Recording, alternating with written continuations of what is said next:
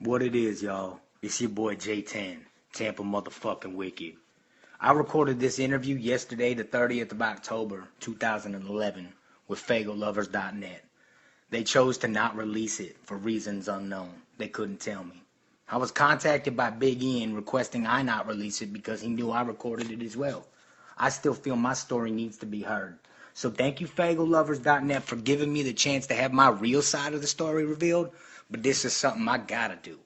Get nasty with it. Juggalos and Juggalettes, this is your big homie Big Ian coming at you live and direct with the newest Fago Lovers interview. I'm sitting down today with an exclusive with J10. You may know him as Blaze's old hype man, and he's been getting a lot of attention recently because of some accusations about him being the possible snitch in Twisted's big drug bust.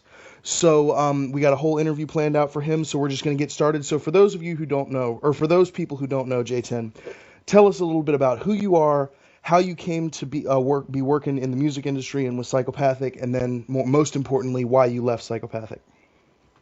Yes, sir. Well, my name is J10. I'm from Tampa, Florida. I've been doing the rap shit, let's say, roughly since '04. I don't know, maybe '05. How I came to meet Psychopathic. The scene down here, back then, there was not many underground rappers. I was a hype man for another underground act down here, and they got the opportunity to open up, shows over the years, open up for Blaze, Tombstone Terror, open up for Twisted. I don't know what the hell tour it was back then. Just doing the local opener joint. You know what I'm saying? How a lot of local cats do. Mm-hmm. Well, a couple years of doing that shit, I was the hype man of another act down here. They got an opportunity to go on the road with Blazy Dead Homie and be a local opener. This was on the Clockwork Gray tour. I'm gonna say '07, maybe '06, '07. I don't remember to be quite, exact, but it was Blaze when he was with ROC, and it was Killer C and Liquid Assassin, Grave Plot, and then it was the act that I was rapping with back then, and me being the hype man then. What was the act? What was the act you were with? I'd rather not even say that who I was with. They're another underground artist. They know who they are.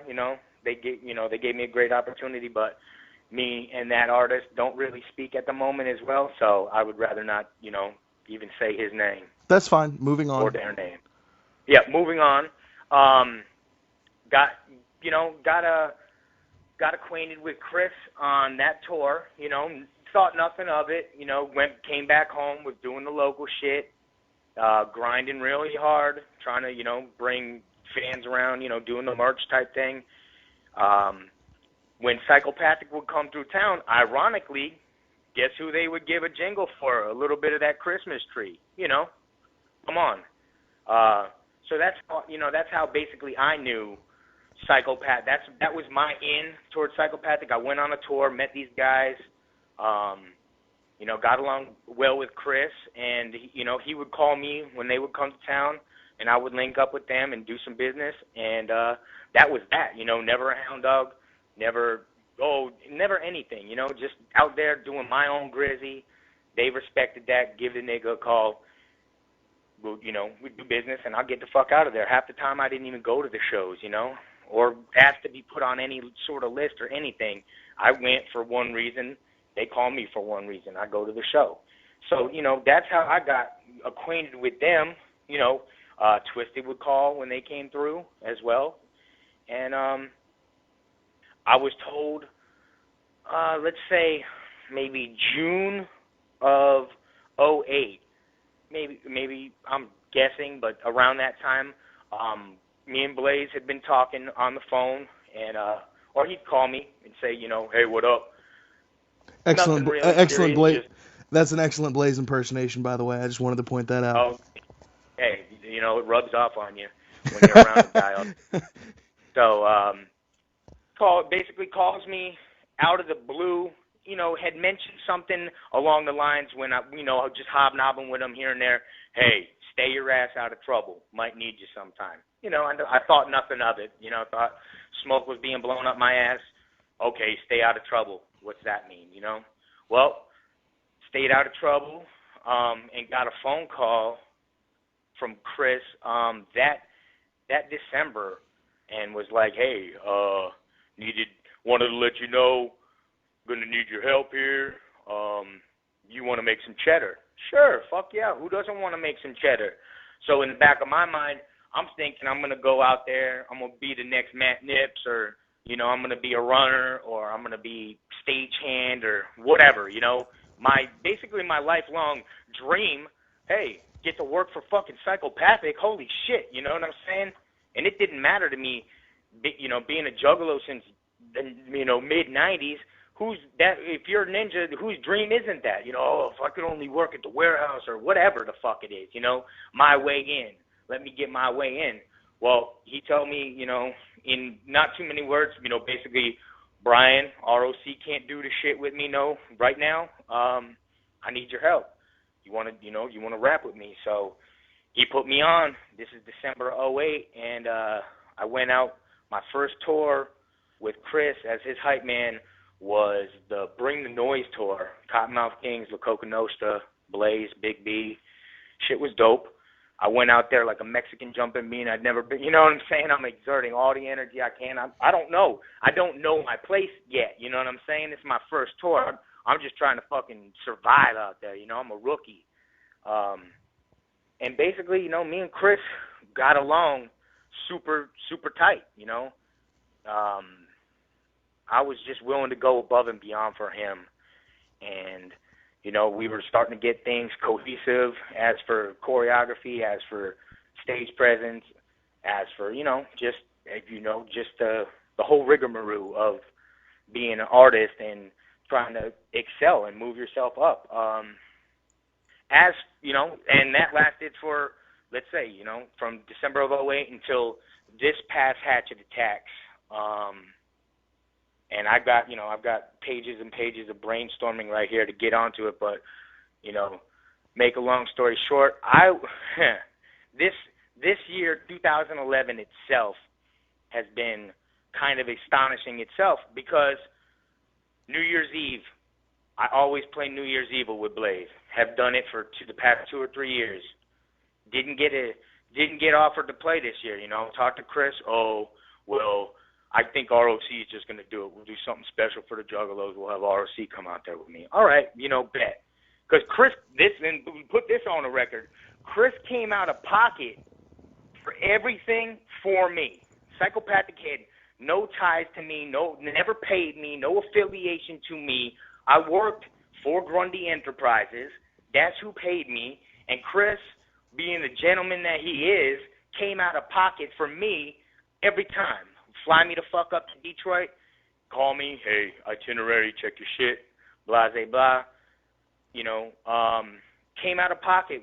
Motherfucker would pay for the limo to come get me, pay for the fucking Metro cab, whatever the fuck it was, would get me to where I needed to be on the house, you know what I'm saying? He took care of me, never once asked for anything. And, that's the kind of relationship that me and that guy had. It was. Of course, you gotta fucking trust me, cause you're living with me. You're taking a stranger who you hardly know, and then you're putting him under your wing. And Chris protected me a lot from the label themselves. He purposely would tell me, I'm keeping you away from all this, because I already know. And as for him saying he knows, what he's talking about is he knows the jealousy that was spoke of when my name came up. And, it's a sad story that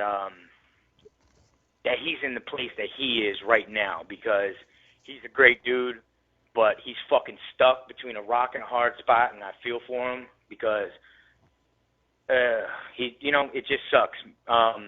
We were close. I can't, stress the fact that it wasn't, this and that. We talked occasionally when we wasn't on the road, but when we was on the road, it was peas and carrots. I wouldn't do anything out of line. He knows it was business, dog. It was motherfucking business from the rip. Well, let me get to why I was released. All right, so I didn't play New Year's Evil. No go. All right, Blaze has 2 Canada shows, right? He's got these shows in Canada, his first out-of-the-country shows. Okay, figuring I'm going to go to these bitches, whatever. Wait, we're just going to use ROC again. So I'm kind of thinking, what the hell is ROC? Are they planning to have ROC come back? Is this my way of getting fucking kind of funneled out of the equation? What's going on here, Well, we're supposed to go on a wild week of weirds or some shit like that. Ended up, Blaze, I think, went on that bitch alone. Was like, what's going on? There was another tour, Bang Pow Boom. I played a show in Detroit the night before. It was like May 19th. We played a local fucking Blind Pig show in Detroit or Pontiac or something like that. And the next morning, he flew out to Worcester and did the Bang Pow Boom show in Worcester. And it was basically, I wasn't allowed to go because Joe didn't want me out there. I guess because his fucking kids were out there. He had it out for me since day one. That's all I can tell you. When I met him, it was Patch Attacks, 08, whatever. Whenever it was out in Arizona, and they did Lotus one night and Riders, and then all the next performances the next day. It was like Tempe, Tucson type shit. We met out there. I was on the tour bus alone. I got to the show, flew in. Riders was on. I'm outside the venue. Nobody knows who the fuck I am. I ain't got no tickets. I got 2 bags straight from the airport, but I'm that guy like, hey, I'm with the band. Come on. Hey, I'm with the band. Let me in. I get a hold of Jake, Boondocks' old hype man, and Jake gets me in, brings me through the back and, gets me onto a bus and tells me, just post up until Chris gets off stage, blah, blah, blah. Well, here comes Joe on the bus, and it was me and him, and Joe was getting ready for his Lotus shit, kind of, doing his rehearsal shit, and he basically was like, I'm Joe Bruce. Do I know you? Have we met before?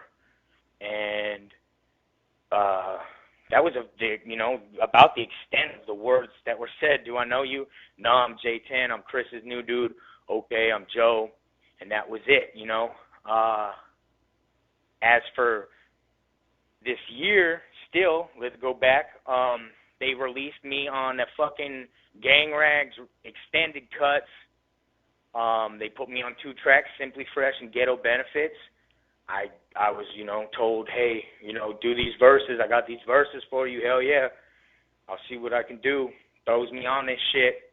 I send the Psychopathic asked for the vocals to be sent to them, dry vocals, don't have nothing on them. If you listen to the songs, you can obviously hear that they didn't fucking put any production on my shit because that's what they do.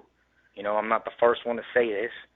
I think Necro just said some of the same type of shit, just this week, talking about why he would never do a song again with Psychopathic because they on some fucking, if you ain't on a label, we don't give a fuck how you sound on our shit. But regardless of that, they put me on the CD.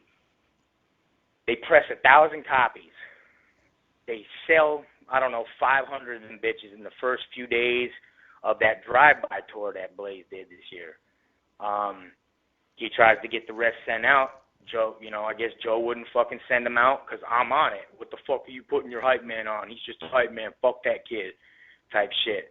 So, Chris told me, Joe wants me to fucking basically rap over your verses. I won't do that to you. That's fucked up. We did that shit to Mars. I'm not going to do that shit to you. I won't take you off that shit. And then what happens fucking 6 months later, here at the gathering, they fucking released Ghetto Benefits without me.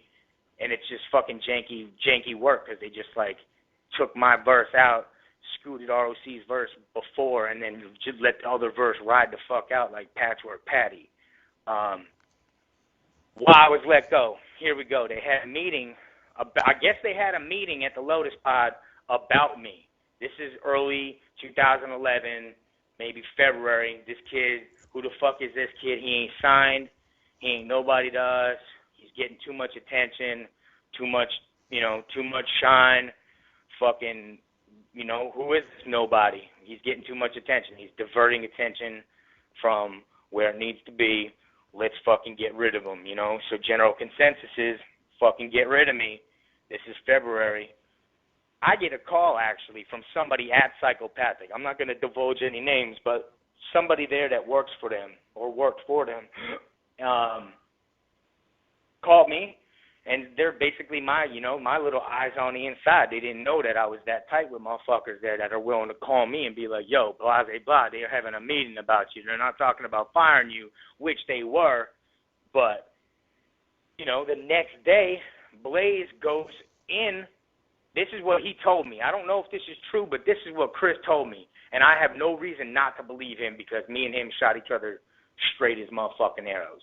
But he told me that, I went to bat for you, dog. I went into Billy and Joe, and it was me sitting on the other side of the table, and they're telling me, you can have any other motherfucker as your hype man. You can have anybody else on stage with you but that kid. Anybody else. You can have any fucking body else on stage with you but that kid. Fuck him. This was what was told through the grapevine to be told to me from Joe's fucking lips. Tell him to fuck off. He's a juggalo. He'll understand. Now, is that being a ninja since 96, that's a slap in my motherfucking face, straight up.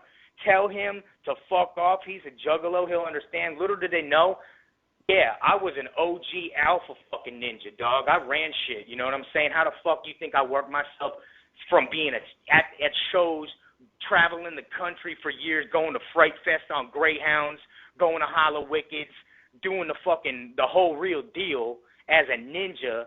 How you think it feels to have Daddy Duke slap you in the face and tell me, fuck you? I thought this was juggalo shit. Everybody gets a chance. Everybody, we belong, my corn, right? I thought everybody belonged up in this motherfucker. Why you gonna hate on me? Chris, this is I'm gonna go, here it is, the last fucking, so Chris goes to bat for me, basically puts his shit out on the line. I don't want to get rid of him. That's my dude. He's down for the cause. That's my ride or die. What the fuck? Why you trying to fucking fuck my shit up? Why you trying to fuck my career up again? So, as I say, again, peep this. This is on some shit nobody fucking knows. Here you go. Exclusive faygoluvers. You'll only catch it here. How about that? A little plug for you, too. Here it is. Fucking straight from Blaze. Out of context. I don't know whether it was a Riders show or a Lotus show. I don't even think Lotus was around back then. So, this is like 2000, 2001, whenever.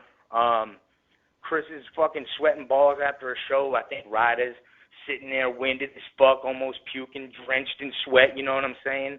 Just did a fucking set and talking to somebody, out of context, man, like, fuck this shit, man. Fuck this. Can't do it. Fuck this shit. Well, Joe hears him and says, oh, yeah?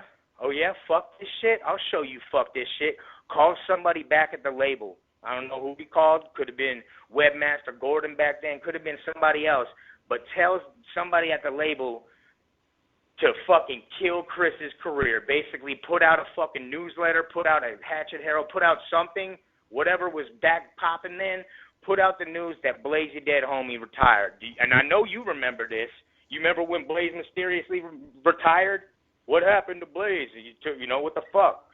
That's Joe telling Blaze, you want to talk some shit? You want to fucking say, fuck this shit? Well, fuck you. So start your career over and put that nigga on hiatus and made him work, and made him work back to where he already belonged. You know what I'm saying? It's like they shit on this motherfucker. I feel so bad for Chris because it's like he is the redheaded stepchild of the fucking label, and there's not much he can do. And it's like, dog, you want bombs? You want bombs between Chris and me? He's not even contractually obligated to Psychopathic. He's not even on a fucking contract. He's got distribution through the label, the same as Boondocks. The straight up shame that you want to act like these motherfuckers are on the label. They're not. They won't ever even tell you that because this is the fam, but they are not. You know, yeah, they might have been riding with Psychopathic since the beginning till the wheels fall off to the end, but they're not a part of it. They're not even signed to the fucking label. Chris could fucking man up and be like, you know what, fuck this. I've had enough of fucking being treated like an asshole. And he could walk, but, you know, will Juggalos follow? And that's what everybody's scared of, you know? I wish Magic Records would have fucking happened back in the day because, you know, for that to even be talked of nowadays would be completely taboo, but it was so close to being something so awesome. There's really a hierarchy when you're talking about this label and the family aspect of it and this and that. It's not. It's business, and it's Eastside and ICP. It's ICP versus, and if you ain't ICP, you're on the other fucking team, and Twisted and Blaze stick together because they're Trey side, and that's where my fucking allegiance lied. That's where my allegiance still lies, dog. It's like I've always been, you know, Twisted Serial Killer Juggalo, dog. That's my shit. I was the fucking mini Madrox growing up around my neck of the woods. You know what I'm saying? I spider-legged my hair since fucking 1999 type shit. Like, come on. And it's just so sad to, you know, get to work with a part of something that you love. You open Pandora's box, and, you know, the first day you're out there on the road with anybody, they're telling you, you know, nothing leaves this bus. When I'm gonna talk shit about people, I need to have 100% full trust in you. This don't leave this bus. And I did have that trust until they fucked me. Until they fucking straight want to fucking throw my name to the wolves and fuck me. Well, that's why I'm doing this fucking interview. So back to the thing. Back to why I was released. Well, Hatchet Attacks comes by. I'm not even supposed to play this motherfucker. Guess who's supposed to play? ROC and Blaze. Well, 3 days before Hatchet Attacks comes, guess who gets a phone call? I do. Hey, man, plane tickets in your email and check the show mix. You know, basically, you're playing, and I need to tell you, you need to wear all black. Joe don't want you wearing no fucking gang rags. You know, he's sick of that fuck. It's like they're the ones that told me to dress like that from the first place, from the beginning. You got to cover your face. You got to fucking wear all these rags. That was them. That was not my gimmick. That was how the fuck they wanted me to dress, so I did it. And then come the end, oh, we don't like how this kid's dressed. We're going to have to, you know, if he's going to stick around here, we're going to have to fucking redo your shit, Blaze, and blah, blah, blah. So they made me wear all black. There was a tape line on the stage that they didn't want me to cross, I guess because they knew cameras would be filming for the Hatchet Attacks type shit. And I was also told I can't dance. You can't dance. I need you to just walk around behind me dressed in all black and blend in with the fucking scenery, and you can't dance. I'm like, Doug, okay, you know, this has got to be one of the last shows that's going on. I had that feeling flying up to Wisconsin. So, peak game. I get to Wisconsin. I get to fucking Wisconsin and get off the plane, get a ride to the hotel, get to the hotel, meet up. I think it was like me and Chris and Matt Nips, Ash, and fucking Monoxide. And I think Jamie was at the hotel sleeping or some shit. We all head out to the fucking rave, the venue where the Hatchet Attacks was. Go downstairs, backstage, say what's up. It's the rest of the fam. It's like Otis, Bones, Clay, Philin, fucking Joey. I don't know, you know, whoever. Everybody on the label was downstairs, the backstage room at Hatchet Attacks.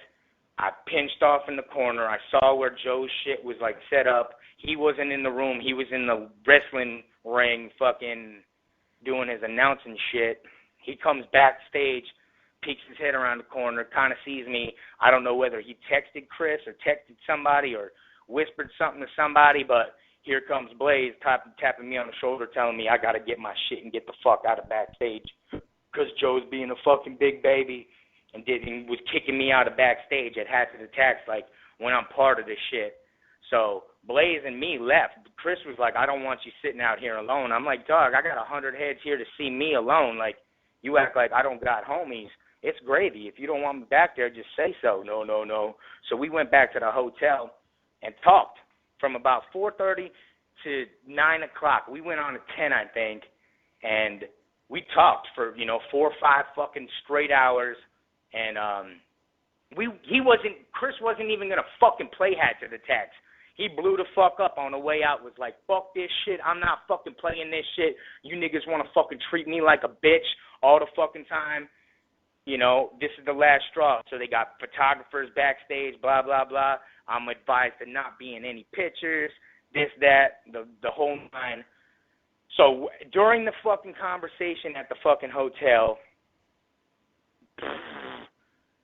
it's just Chris telling me, Chris repeating old, like, Biggie lines and fucking Puff Daddy lines type shit, like, you jealous motherfuckers or whatever. I don't know what he was saying, but he's telling me, I've seen cases of this shit, but I've never seen it this bad, ever. It's never, ever been this bad. He's like, Joe don't fucking like you. Joe is jealous of you, and why I say that is because that is what Chris fucking told me, and that is what was talked about at the fucking 2-on-1 meeting between Billy Bill, Joe, and Chris. This is why I was fucking booted. Here's the real reason. I'm not Joe fucking Bruce's brainchild. I'm not his little fucking inkling of a thought. I'm not affiliated with him, and he's not my master, basically. Him and Chris don't get along well in the first place, They don't always see eye to eye on a lot of things, and I'll get into that later. But Joe was basically like, Chris, I think that you're in cahoots with Jayden. I think that you're going to sign him to some sub-label, to some label like Blaze has a label, to some Grundy Enterprises label. Blaze is going to sign me. He's going to fund me. And I'm going to blow the fuck up. And Joe's not going to get paid when I finally do blow up. So in order to prevent that from even happening, fuck this kid. Tell him to go fuck himself. And that's why I was let go. That's, hands down the reason why I was let go. Don't let Blaze try to trick you and tell you, I wanted to try and do my shit solo. That's what he's being told to tell you. He called me after all was said and done, like, what am I going to do, dude? What the fuck am I going to do? This is the third time my career's been done like this. Contrary to belief, I was in there rapping with him as long as ROC was, as long as ABK was, and I thought I was doing a damn good job at it. Obviously, too well of a job at it. Overachieving. And that's, they don't have room for that. They don't have room for a bright young mind on the label. So in order to fucking put the kibosh on that, fucking let's get it, get it. Fuck that kid, and on his way out, let's tell him to fuck himself. Hey, and then on his way out again, let's try to throw him under the fucking bus to all the ninjas, because Joe fucking Bruce, I don't fucking like this kid, and I'm fucking gonna pull this bullshit. Okay, so I've got 2 questions for you, branching off from everything you just said. Yep. So was there ever any legitimacy to Joe Bruce's worry that you were going to be signed with Blaze's sublabel? Like, was that ever actually in the works? No, that was never even spoken about. That was a paranoid delusion that Joe must have came up with himself. Me and Chris never spoke on anything like that. If anything, he was just like, help me with my shit. The extent of help I did with him with his shit was helping him on stage. Help me on stage. Hey, if you come up with any cool ideas, tell me. Let's work them into our show. Never. If anything, Chris was going to be on my shit because I wanted him to do it, maybe like a spoken word intro to one of my albums. Okay. And upon my departure at the hotel, he even told me, he's like, yo, I still got you on that feature, like, as a fucking parting gift. Like, hey, you're not my hype man anymore, but I'll still do that track with you. Like, come on, dog. Fuck out of here. Man the fuck up. It's like, I feel so bad for him. I love the motherfucker, straight up. Like, I considered him so close to me that I would have asked the motherfucker to be a best man at my future wedding type shit. You know what I'm saying? This the motherfucker that put me on. Like, I owe my shit to this guy. And it's not him. I can't even be mad at Blaze. The only thing I'm mad at Blaze, I didn't have no beef with Chris until Ghetto Benefits was released at the Gathering without me on it, which is a slap in my face, which is why I did the fucking Who You Did Who remixes, which, by the way, is over all of his show mixes, because I have his show mixes. Because why? Because I've made a lot of his show mixes. I would get shit sent to me from the Lotus Pod that was fucking straight jacked up, butchered, you cannot go on stage with this show mix, because there might be two of the same song on there, or there might be, clips of another song 3 seconds into that, You might be listening to Hood Rats and get the first 5 seconds of Casket at the end of it. Like, just simple, sloppy shit that I took care of. I did more than my fair share of what a hype man does. You know what I'm saying? I took it into my hands. I took his music and made it my music. That's what I did. I told him I was going to do it. I put my own music on hold for 3 years. Why Juggalos never heard of me? Because you know why? Because I had the respect to be out there touring on the road with somebody, not riding on their fucking coattails, doing my own thing, and not trying to be like, hey, I'm Blaze Dude, Homies Hype Man, blah, blah, blah, here, listen to my shit. If anybody got a CD from me, it was free. If anybody got any bandanas or any merch from me, it was free. Never was trying to take $1 out of Psychopathic's pocket. Never, not once. Was trying to make money for the motherfuckers, because I know I'm going to make money. Okay. They fucked up. All right, so my other question relating to this, because there was a weird timing issue with this, because I met you on the World of Webs tour where you were hyping for Blaze, and that was at the end of 2010. Then in early 2011, we had the Sticks and Headstones tour where it was Boondocks and Blaze headlining. They came out, but they're both artists who typically perform with Hype Man, and this was the first we had seen of Blaze being solo without you, and Boondocks was also without a Hype Man for the first time. So is there any correlation between your leaving and the leaving of Boondocks as Hype Man? Can you speak to any of that at all? No. That actually, as far as Boondocks as Hype Man, all I knew was Jake, and Smokey, but I didn't know. I know why they don't speak. It's over some money, of course. It's over some stupid, petty amount of money, $600-700 or something like that. But that's their shit. That's all I know is basic.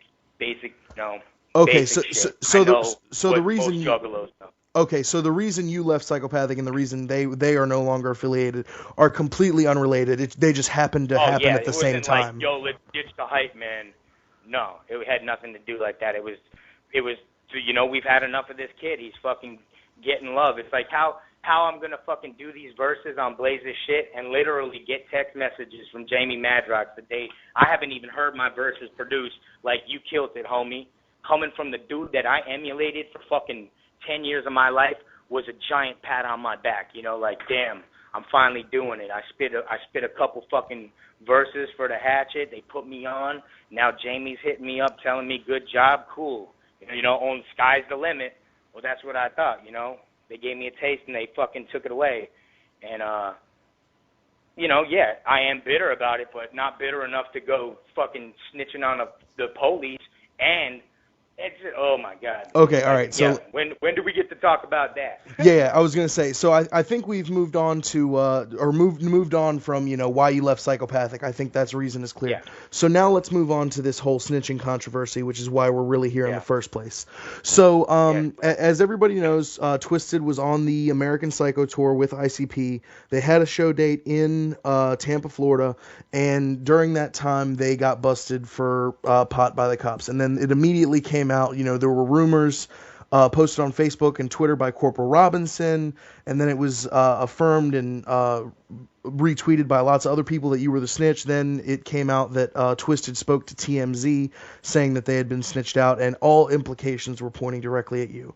Now, why don't you give us your side of the story and how everything went down? I'll tell you exactly what went down. I posted a picture before the show to my Facebook was that album artwork for the Who You Did Who, and I got hit back up by Blaze's girlfriend, who's my friend on Facebook, telling me, fuck you, I can't believe, you're a creep, going through my Facebook pictures. Like, bitch, you posted this shit. You're my friend. It came up on my shit, and I thought it was a funny picture. It's Blaze straight up in a fucking white beater snuggling with a puppy. Like, that ain't thug. So, use it to my advantage. So that's what I put on the cover of the shit.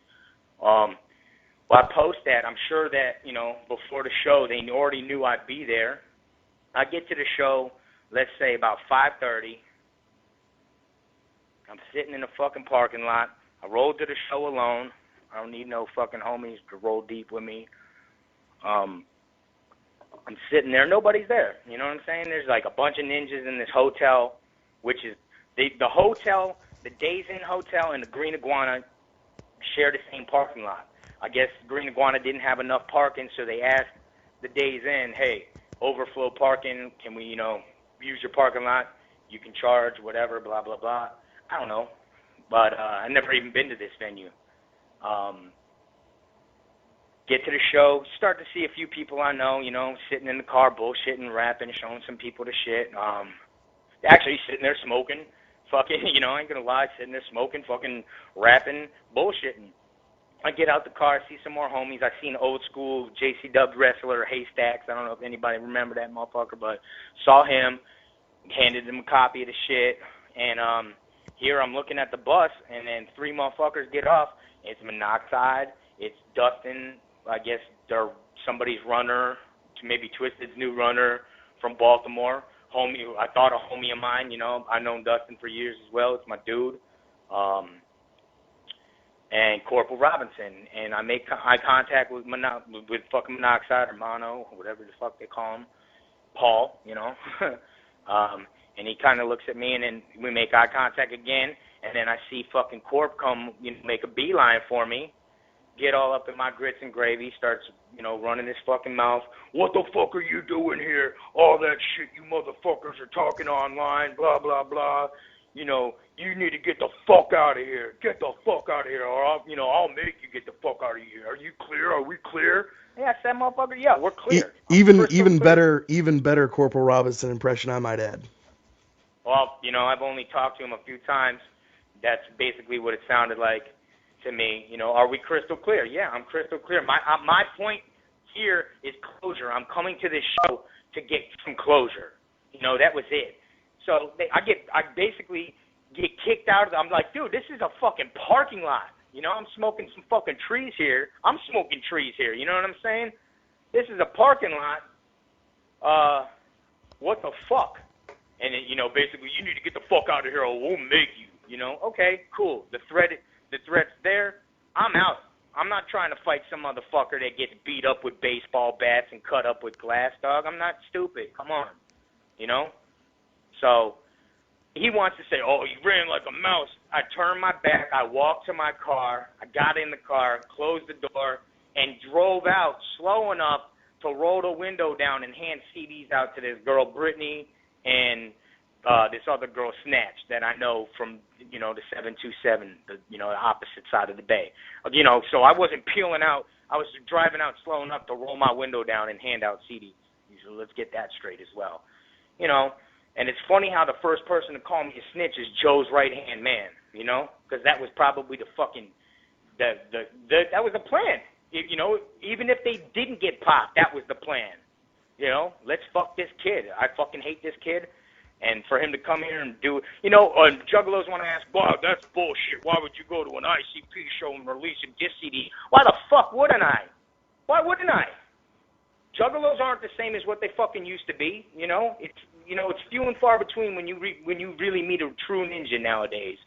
And why wouldn't I? Isham did the same fucking shit at the Gathering. Who gives a fuck? There's your demographic of folks that are going to even give it. If I handed a Who You Did Who CD to fucking Joe Schmo on the street, first of all, he'd be like, who you did who? And then he'd be like, Blaze, you did who? Exactly. I give it to somebody.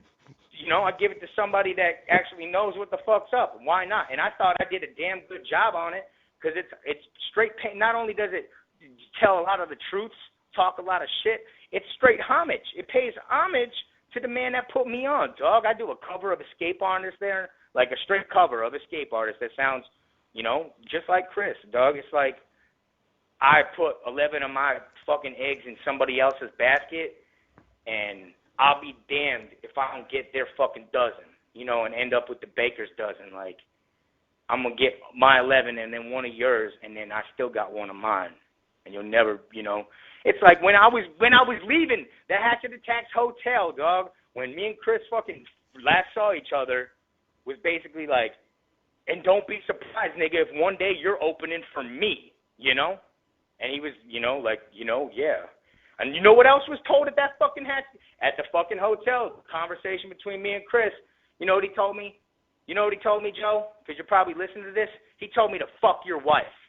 Straight up. He told me to fuck your wife. You want to get back at Joe? Fuck Sugar Slam. You want to get back at Joe? Fuck his old lady. Or you want to get back at Joe? Sign Estranged. Them niggas will sign you. You got $20,000? Them niggas will pick you up, dog. They'll pick you up. They'll put you on. You want to get back at Joe? That's what you do. Straight up. That's what was told to me. Like, as mad as Chris was, he was fucking telling me the truth about a lot of shit in his anger, and I know all them fucking skeletons. And I don't got no problem telling all them skeletons. You know what I'm saying? Fuck it. I don't care. I burn my bridge to the fucking hatchet. Why would you want to go to Juggalo Island when Juggalo Island is eternally fucking career death? You can't, if you ain't ICP, you ain't fucking nobody. That's how it works there. If it ain't Joe Bruce's way, if you beat him in one game of checkers and you play 100, you better be fucking mad at yourself for beating him that one time, dog, because he ain't gonna forget it. It's like, it's a sad situation over there. I was kept far away from it, like Chris said. You know, I've been to the Lotus Pod. Been there, you know, been in the studio, done the whole nine. I've done seen the ping pong room, the W fuck up, this, that, all the offices. It's nothing spectacular, you know. It's like, I would have been like, oh my God, I give my left leg to get up in the Lotus Pod, dog. It ain't shit, you know. It's a fucking work spot where a bunch of fucking disgruntled employees go. It's like basically like a fucking post office, I guess. Okay, but to wrap up the issues of the snitching, so you were asked to leave by Corporal Robinson. Or comes out to me, rah, rah, rah, rah, rah. You know what? I'm actually thinking about leaving and go. This is the funny thing. They want to think I snitched. I thought about leaving and going to the Walmart across the street and copping a fucking knife. That's what I thought about. I was like, fuck this. I'll go get me a fucking knife and come back to this motherfucker. You know? Like, I don't want to be threatened. Me and Monoxide texted right as everything had just happened. I sent him a text. I sent Joe a text saying, like, wow. I sent fucking Blaze a text saying some other shit, basically like, wow. And then I sent Monoxide a fucking text, and it was like, LOL, tough guys, you know? And then I put his fucking kids' names at the end of it, because he calls his kids Cabs and Beans, like his little fucking nicknames for his kids. So I put that in there just to piss him off. And he's like, why do you have to go there? Just leave it alone, nigga. You know, this was your pass. We gave you a fucking pass. Leave, and leave this shit alone. We give you a pass. Like, you know, what is this, threat, nigga? Don't fucking make me pop the trunk type shit. You know, like, that was what was said. And I left the fucking venue, came home, got home, sat here all night, and I get texts at like 12:05 and 12:08 from a couple homies at the show. And here, to dead some other fucking shit, oh, he put a fucking Facebook message out there, and then he rescinded it. He took it off there because he was admitting. No. Listen to the fucking B-side of the Who You Dead Who single. The song is called The Reason. The song is called The Reason. I wrote it back in April after I started writing it before I was even fired from fucking Psychopathic or from Grundy Enterprises. I started writing this song because I knew the time was up. I could fucking sense it, and I was telling them, I'm the reason. I am the reason. You are the reason. Together, the reason why I must be leaving. It was not an admission. Oh, he did it. He's the reason. No, it was me quoting a fucking song that was on the Who You Did Who sample, the fucking remix that I was supposed to hand out that I didn't even get to hand out because I got kicked out of the parking lot. So, you know, here it comes. Fucking, I'm getting calls from juggalos left side of the U.S. to the right side on my phone. What the fuck, you snitched on our fucking fam, blah, blah, blah. I'm like, here we go. Here we fucking go. And so, you know, I'm a smart cookie. What do? I go down to fucking Public Records, man. I go down to Ybor City.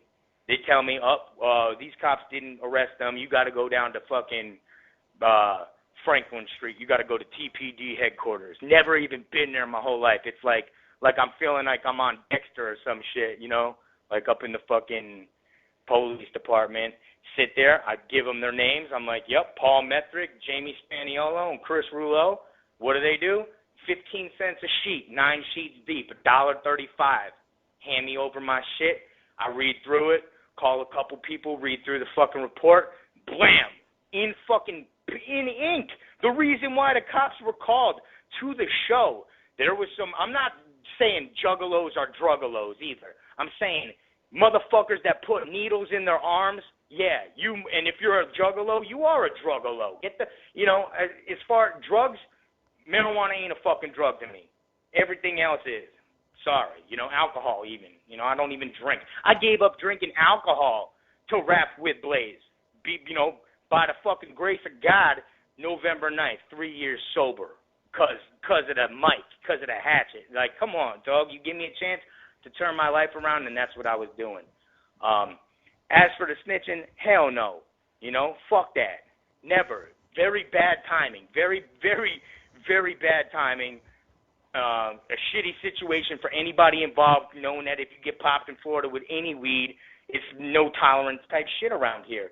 Well, I guess 2 juggalos were fucking shooting up fucking drugs in the Days Inn parking lot. I don't know. I don't even know anybody that was at the venue when I was even there, hardly.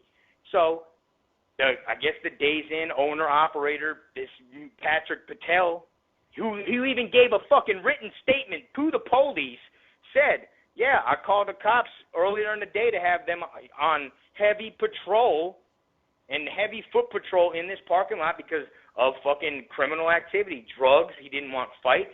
This guy's trying to protect his fucking business. I don't blame him. I didn't even notice. I'm glad that it was in the fucking report, though, straight up. And people, you photoshopped it. You can look at the report number in the top corner, and you can request your own set of fucking police report papers. They will send them to you. You do a little money order. I don't know, but you can. That is the hands down the real deal. I'm not the liar in this case. This was a fucking. They want to say, first of all, they said they were set up. Second, they said they were snitched on. I think Monoxide was told to call TMZ. I think Joe might have had him call TMZ and be like, look, this nigga's got a vendetta against us. Why don't you tell them? It's like, wow, is this how you're going to do me? And since then, it's like they know. If they're listening, and they probably might, they know as well as I know I didn't fucking snitch on them. They know. They know that ain't me, and they know in their heart of hearts that this is a fucking setup against me. They won't ever admit it, because if they admit it, then they admit they're fucking lying, and then what else are they lying about? Well, I'll tell you what the fuck they're lying about. It's like, this is a modern day witch hunt, Ugh. It's and why are you gonna try to prove your innocence so bad? If you're not guilty, then you should just let it slide. You're not the one waking up with death threats in your fucking Facebook, this, that, all this e-thuggery. It's like, it's nonsense. Who wants to fucking deal with that? Oh, he put his Facebook and Twitter on private. He's guilty. No, dude, it's just fucking harassment. Nobody wants to deal with that shit. I'm at a point in my life where I'm trying to better myself. Straight the fuck up, Therapy, counseling, anger management, on my own, not court-appointed type shit, trying to grow up. Niggas almost 30 years old, and just got a real taste of life. So, and to go and think that I would even fucking snitch on niggas that I don't even give a fuck much about anymore is beyond me, especially to the demographic of music that I'm trying to push, when my shit's never been solely music, but a lot of juggalos listen to this shit. Why would I do that? That's social suicide. Come on. All right, man. It's well, just ridiculous. Yeah, absolutely. This has been quite a story, man. Is there anything else you want to say specifically about the snitching incident, or any general crosses you have to bear with Psychopathic? Yeah, actually, here, let me just start rattling them off real quick. We don't even have to get into this shit, all right? All right. The reason I'm going to address this song. It's not an ICP diss. Whoever posted the video for this shit, it was never an ICP diss. It's written before I was let go from Acid Attacks. It's just little stabs and truths at Joe, not ICP. It's personal things that are said, you know, that I put in that track. That's it. Let's see. What have I covered? Oh, I kicked out of backstage. The way they treated me at the gatherings was like, you're just some fucking scrub. Fuck you. We're not even going to give you a pass at the gathering type shit. Like, whoa, you know, I thought I'm working for you motherfuckers. You want to get into the 2010 Twisted Slaughterhouse tour that Blaze was supposed to go on and he was yanked off? Well, he was yanked off because Gang Rags had to be finished. Well, little did everybody know, Last House on Dead Street was put on the hold. We got to do this Gang Rags shit. His original Gang Rags, the re-release Gang Rags, is Last House on Dead Street. The one that I'm on, the Gang Rags extended cuts, is essentially Last House on Dead Street. It's bangers, dog. It's some of Chris's best shit. He put it out there, brought it to Joe, and was like, look, I got 14 tracks done on my own. I got, you know, little fucking drops to do here. Most of the vocals is done. You know, a little bit of tweaking. You know what Joe said? Fuck that. Here's 7 beats from Mikey Clark. I want you to do these 7 beats, and I'll listen to them, and then when I listen to those, I'll listen to your shit. Guess what? Chris's 7 songs from Mikey Clark turned into 14 or whatever it was, and his album got pushed to the fucking side again. Like, as we were supposed to go on this big tour, here's his CD deadline to get in, and then, no, nigga, you got to rewrite your whole album. That's real shit. Also, here's some real shit I'm not going to get into, but I am going to say this. I was audited by the fucking IRS this year, waiting on my 1099 from Psychopathic, straight fucking audited for $2,900. I had to pay $715 out of pocket, and I asked for my fucking tax papers from Psychopathic, and they refused to give them to me. I asked Chris for them, refused to give them to me, and you know what their answer was? We'll just fudge next year's numbers. Straight up, we'll fudge them for you. The $3,000 that we taxed you on, don't worry, we'll take it off of what you earned this year. Like, get the fuck out of here. Wow. The cover-up story on Simply Fresh and Ghetto Benefits, why they were taking off Blaze's CD, oh, they were stolen beats. Yeah, right. They were not stolen beats. Chris bought those beats from homies of his, dog. Let's see. I covered a fucking whole shitload of the shit that the Blaze and Twisted camp, that was my camp, a East Side, dog. It's like, it's like, oh, all this family love.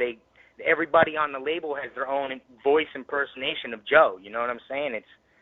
It's not, it's just, you know, I took care of more problems than I ever could cause. You know what I'm saying? If there was a computer problem, I'm on the road with Twisted. Jamie's fucking computer's on the fritz. He can't get no Wi-Fi service, and here I am fixing his shit for him. Here I am helping Paul download shit. You know what I'm saying? It's like, it's just, the beef was strictly with me and Joe because I knew he was out to get me, and I had nothing wrong against Chris until, like I said, until that Ghetto Benefits shit was out. I'd like to also say, man, like, I'm an OG Juggalo, dog. Juggalo Funhouse Tour, 1996. That was my shit. That was my first shit. You know, it's like, I've been at so many shows. I've broken ribs, broken ankles, broken legs, broken wrists, the whole nine, dog. You know, I don't give no fucks. I would have been kicking with Fat Willie Bubba's ass if you told me. I used to be brainwashed, like, oh, the Eminem beef. Yeah, I used to tell my parents, 18 years old, yeah, if I kill myself, you'll find me in a fucking wife beater. They said Eminem made me do it. Why? Because I want to fuck his career up. Why? Because, you know, that's what they're telling me to fucking do. You know, I was a part of the fucking game as deep as you could get. You know what I'm saying? It's just,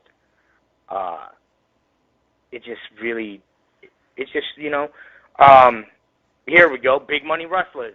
They sold the rights to that fucking movie to Hot Topic for like $1 million or something like that. That movie fucking flopped. So what's Hot Topic do? Hot Topic takes all the artists from the fucking label. Here you go. We can sell Psychopathic merch, ICP merch, and Twisted merch. Blaze, Boondocks, ABK, the rest of you, Axe Murder Boys, the rest of you niggas, you ain't getting your fucking merch sold in our store. So everybody on the label got punished besides ICP and Twisted. Until they sell enough merch revenue and make their money up to Hot Topic, nobody on the label's shit will be sold in that fucking store. And that's just, you know, besides ICP, Twisted, and Psychopathic. And if you're on tour and you're buying fucking Psychopathic merch, you need to think about it, because these artists that you're buying, say you go to a Blaze show and you drop $100 on a Hatchet Man jersey, Chris ain't getting a fucking dime of that shit. You gotta go buy a fucking Twisted jersey if you're at a Twisted show. If you're at a Blaze show, buy a Blaze jersey. You gotta support your artist, because Psychopathic purposely sends out shitloads of fucking Psychopathic merch, knowing that they're not gonna sell out of it, you know, because they got so much, and it's more options for you to line Joe's pocket, because he's paid on that shit. The artists don't get a fucking dime of that shit.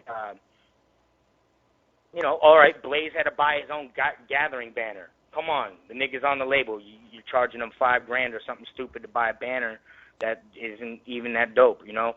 As for making money on tour, I spent more money on the fucking road than I ever made, dog. My pay, I'm not even gonna tell you my pay wage is, you know, I can make more money in a day at day labor doing that type shit, dog. It was never about the money. It was about getting out there and helping Chris get to where he needed to be. Blaze lost a shitload of money on the Clockwork Gray tour, and that was his last major solo loss tour, because he lost so much fucking money. As for Blaze getting paid on the Gang Rags tour, he only paid himself $600.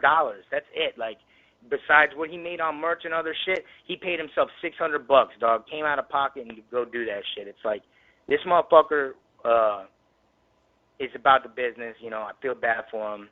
And it's like, you got Joe, who obviously forgot his fucking roots, I see him on TV and shit, wearing $600 T-shirts, Coogee shit, and it's like, his kids are fucking stuck up as fuck. I don't even know. These are stories I've heard from other label mates that's saying, like, his kids will come to their house and be like, oh, this is where you live? Wow. Oh, 4 bedrooms? That's all you got? We got 10. We got 10 bedrooms. It's like, wow, you're raising your kids to be like what you've always hated. You know what I'm saying? It's like, you know, it's just bad news, man.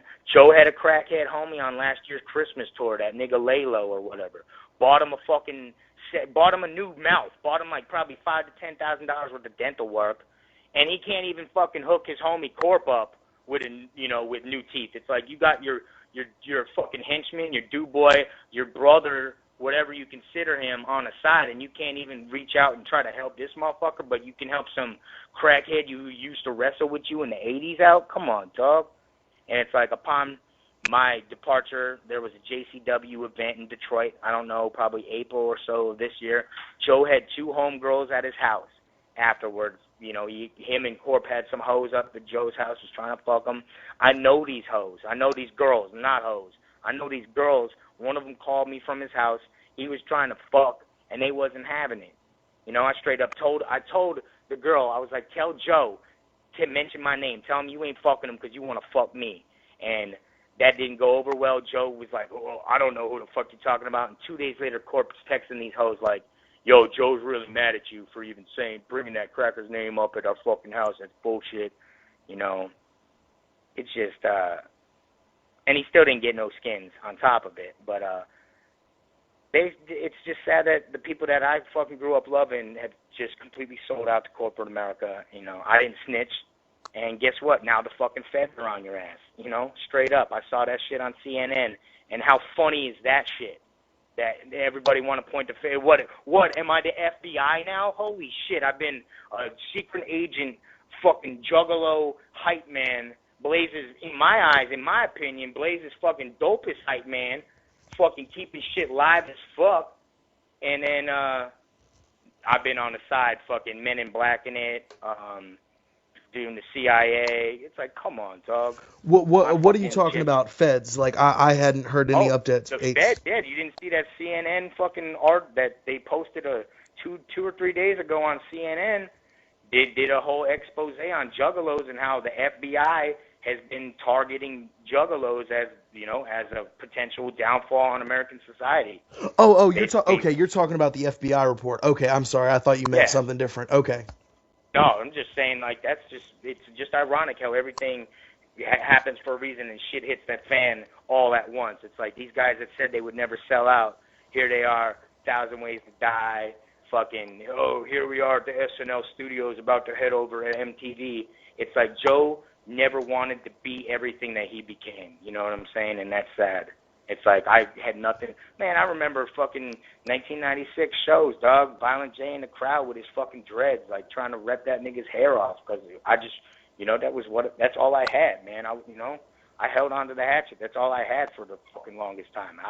I am a juggalo through and through to the day I die. It's just sad to see a side of it. It's just sad to see it die.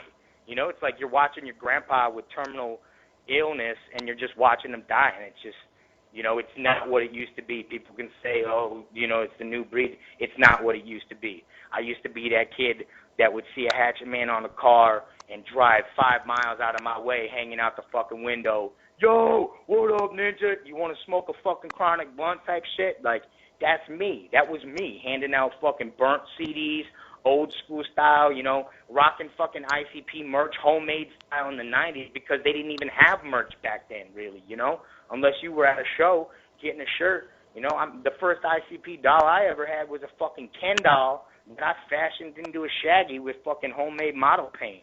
You know what I'm saying? I done been there, dog, and for them to fucking be like, oh, this nigga snitched on us, first of all, it's very stupid on their part because it's straight slander. And second of all, they know that I didn't. So, I don't have to explain it to anybody else. This is basically for them to hear,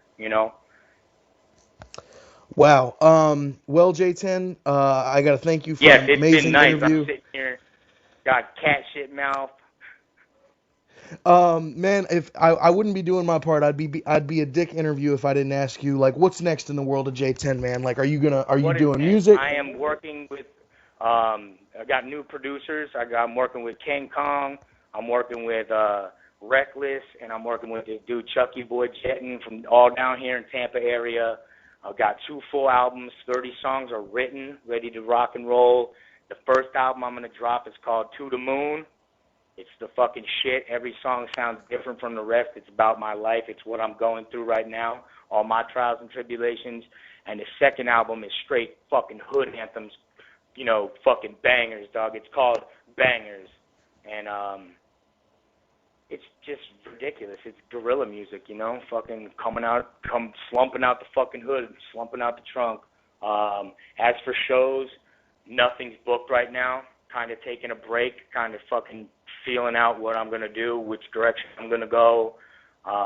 My music's always been about me. I'm sorry, I'm not going to say, oh, I make my music for my fans. I make my music for me. I make my music as my outlet. If I didn't write that shit, I would be crazier than I already am. You know what I'm saying? So it's for me. It's my therapy. If other motherfuckers can grab onto it and like it, then that's awesome. You know what I'm saying? And I will try to put as much of me into my music for other people to grab onto, and that's what I'm trying to do. I'm sick of bringing motherfuckers down. I'm trying to change my life, dog, and I'm trying to bring people up.